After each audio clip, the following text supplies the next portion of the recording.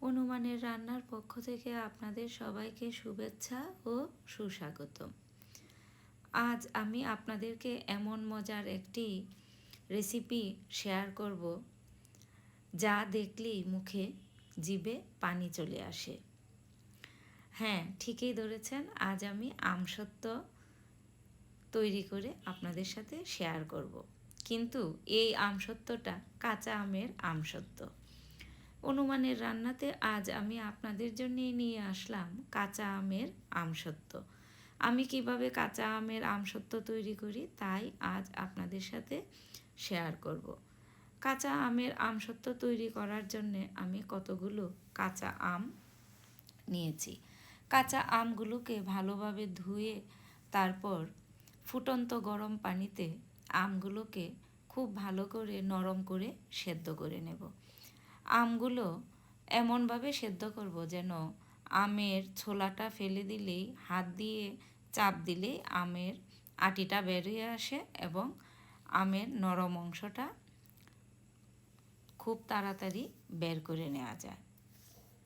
আম সেদ্ধ হয়ে গেল, আমটাকে ঠান্ডা করার জন্য নামিয়ে রেখে দিলাম। কতগুলো শুকনো মরিচ এইভাবে টেলে নিয়ে তারপর শুকনো মরিচগুলো ঠান্ডা করে আধা ভাঙ্গা করে নিয়ে নেব। শুকনা মরিচের এগুলো আধা ভাঙ্গা করতে হবে, একদম মিহি করে এটাকে ভাঙা যাবে না, তাহলে এটা খেতে ভালো লাগবে না।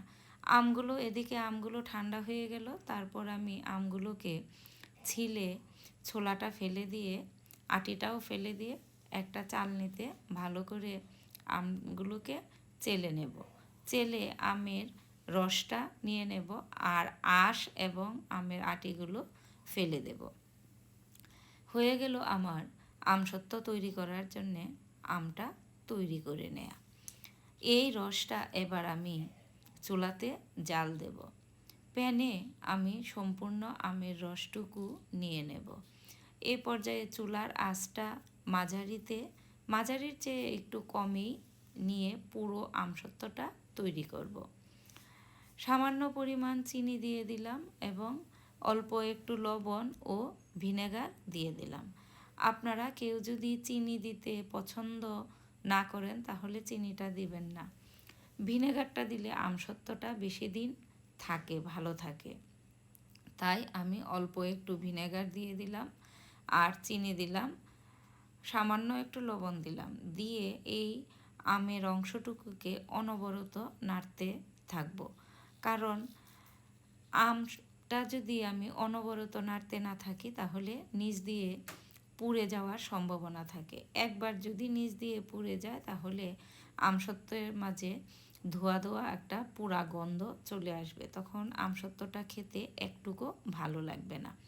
যেহেতু আমি কাঁচা আমের আমসত্ত্ব তৈরি করেছি তাই একটু সবুজ রং দিয়েছি। আপনারা ইচ্ছে করলে এই সবুজ রংটাও বাদ দিতে পারেন।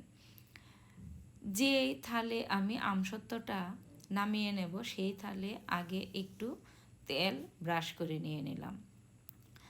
আর আমটা যখন এরকম দলা দলা পাকিয়ে আসবে তখন বুঝবো যে আমসত্ত্বটা তৈরি হয়ে গিয়েছে। তখন 1 চামচের মতো চাট মশলা দিয়ে আমটার সাথে ভালো করে মিশিয়ে নেব। হয়ে গেল কিন্তু আমার আমসত্ত্ব তৈরি করা। এবার এই আমের অংশটুকু আমি যে প্লেটে তেল মাখিয়েছিলাম সেই প্লেটে নামিয়ে নেব।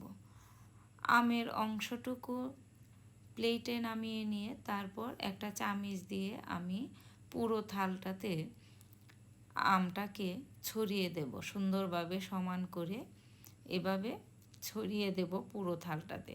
তারপর এই আমসত্ত্বটাকে 2 দিন আমি রোদে শুকিয়ে নেব। উপরে আপনারা ইচ্ছে করলে সামান্য একটু সরিষার তেল ছড়িয়ে দিতে পারেন, দিয়ে তারপর আমসত্ত্বটা শুকোতে দেবেন। আমি আমসত্ত্বটাকে সামান্য একটু তেল ছড়িয়ে দিয়ে তারপর 2 দিন রোদ্রে দিয়েছি। 2 দিন রোদ্রে দেওয়ার পর দেখুন আমি আমসত্ত্বটা নামিয়ে এনেছি।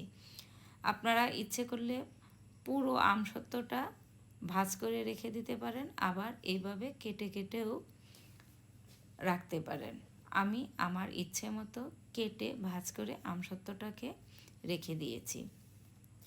আমসত্ত্বটা যখন টান দিলে এভাবে উঠে চলে আসবে তখন বুঝবেন যে না, আমসত্ত্বটা খাওয়ার একদম উপযুক্ত হয়েছে। এই দেখুন, আমি হাত দিয়ে টান দিতেই আমসত্ত্বটা সুন্দর একদম প্লেট থেকে উঠে চলে এসেছে।